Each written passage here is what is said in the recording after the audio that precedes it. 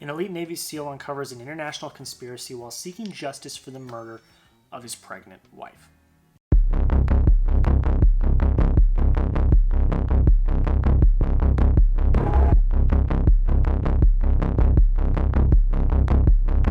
How's it going, everybody? Welcome back into another video, and today we are reviewing the newest film in the Tom Clancy universe and newest Amazon film, Without Remorse, starring Michael B. Jordan. And I think we're pretty much just going to hop into it. Thank you so much for watching, but let's just kind of hop into the reviews. So the first major thing that really hops out here in the good is the action. I think it's really well done. I think it's gritty. I think it's down to earth. It's not anything too out there, too obnoxious, too ridiculous. It's actually really grounded and centered around, military combat, Navy SEALs, and things like that. And I really like that because even with it being very grounded, you're able to do some creative things. The scene in the pool at the beginning. I'm not going to get into too many spoilers, but this was in the trailer. In the pool at the beginning, where they pull the guy in and shoot the other guy from under the water. I mean, it looks really cool. It looks very cinematic, and it's very creative, and it's not using anything that's so ridiculous. And that was the thing that really stuck out to me, was just the way that they were able to do that action, make it look cool, make it look really, really well done, and really not go and do anything that's so obnoxious or ridiculous. That was something I really liked about this film. And the next major thing is Michael B. Jordan. He is the one really good thing about this film when it comes to acting. He gives a relatively good performance. You can see the emotion, you can see the heart, and that kept me in it, because we will get into the negative, and not a lot really did, but he did. His performance was really well done. I really enjoyed it, and he's one of the best working today for a reason. And he's just really, really good at what he does. And he kept me wanting more. He kept me in my seat, interested in the story, which again, not a lot really did. And then the other thing that was really good about this film, and I kind of already touched on it in the action, but just in general, it's very gritty. It's very down to earth. It's very grounded. It's nothing ridiculous. In some of the Tom Clancy video games and in some of the books, you get pretty ridiculous with some of the gadgets and gizmos and technology and things that are done. And they very well could have done that here. I don't think it would have really worked. I think the gritty groundedness of this film is one of its strengths.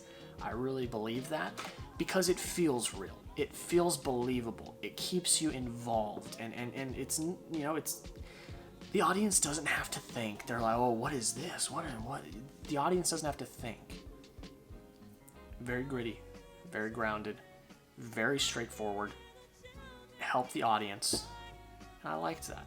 Again, I really like the gritty nature. I mean, we don't get a lot of modern war films.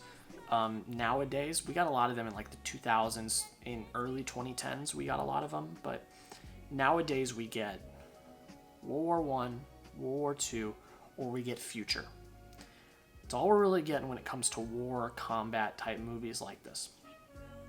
Now, while this isn't just a war movie, it is mostly centered around current day intelligence and conspiracies and combat and warfare. That's really what this film is centered around. And it's from that aspect, it's really well done, and it kept me involved and it kept me engaged from that front. Because like I've said, I'm a sucker for war movies. I love war movies. I love movies about that whole subsect. I love that genre. And to do a modern movie based around modern warfare, we just don't get a lot of those anymore. And this one worked. It did. From like I said, the grounded aspects. It's not ridiculous. There's no, flying drones. There's no exosuits. There's no flying or jetpacks or anything like that. This is standard modern combat and warfare, and it's done very, very well. That's the good. gonna hop into the bad, I know. Oh, and the direction. I forgot. The direction's pretty good in here as well. The direction of the action, the choreography is very well done. I think the direction's pretty good. I don't really have much of an issue with the direction. Now with the bad. The writing here is a mess. A lot of it is highly predictable. It really is. And it's long. And it's boring at times. The human aspect is boring. And I know, it's just like Godzilla vs. Kong. It's just like one of those monster movies. I came for the action, and when I got the action, it was great, but it was only like maybe 10% of the movie, if that. A lot of the story is centered around Michael B. Jordan's character and losing his wife and his pregnant wife, which is sad. It got me involved, it got me invested, but a lot of it is the human aspect. And if the human aspect works, I'd be okay with that. I'm not saying I just want action. That's not what I'm saying at all. It's very bland. It's very bland. It's very clunky. It's all over the place. And there were times when they're like sitting on an airplane talking, and I'm like,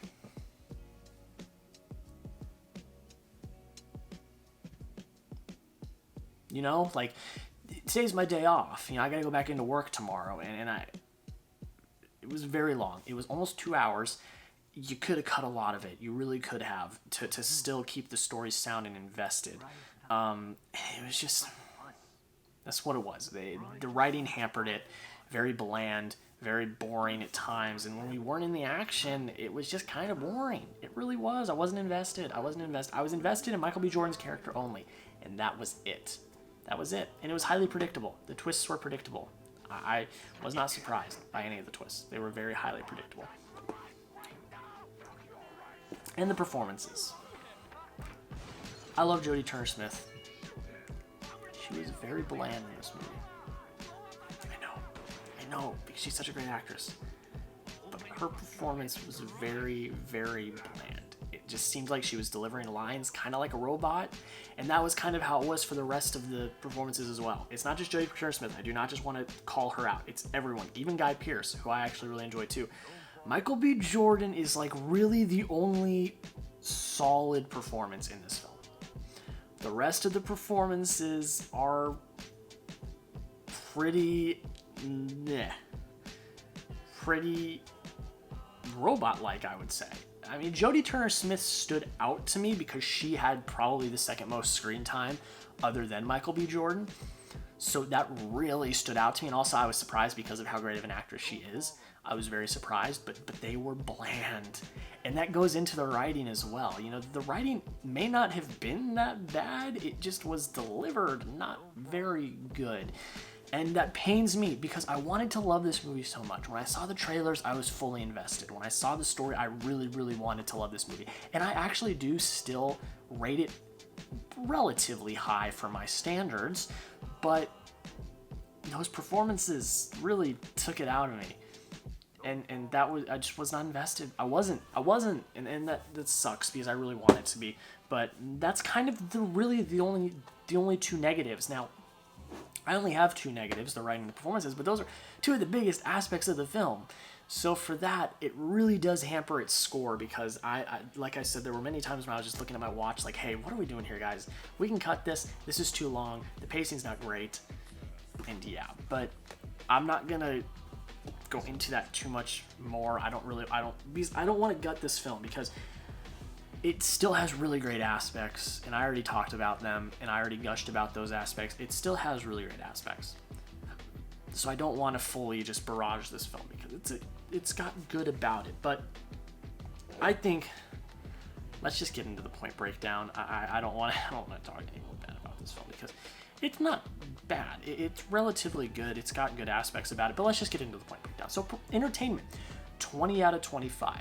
The action brings that grade up a lot because of the times when the action isn't on screen, it was kind of bland and boring. Performances, 16 out of 20. I mean, they were fine. Michael B. Jordan really does elevate it. That's why the score is as high as it is. Direction, 8 out of 10. Like I said, I did not mind the direction that much. Writing, 6 out of 10. Boring. Motion, 8 out of 10. I mean, losing your wife who's pregnant, that pretty emotional. And Michael B. Jordan brings the emotion, so 8 out of 10 for emotion, 7 out of 10 for cinematography. It was good. It was good. Nothing too bad about it. Pacing 3 out of 5. 5 out of 5 rewatchability though.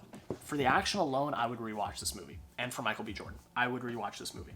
An automatic 5 out of 5 points. So if you did the math, I gave Without Remorse a 78 out of 100. Middle of the road, not too bad. I know it sounded like I was really diving deep in and really killing this film. I'm not, because there's a lot I like about it, and it has so much potential. It's just those few things that really killed it for me.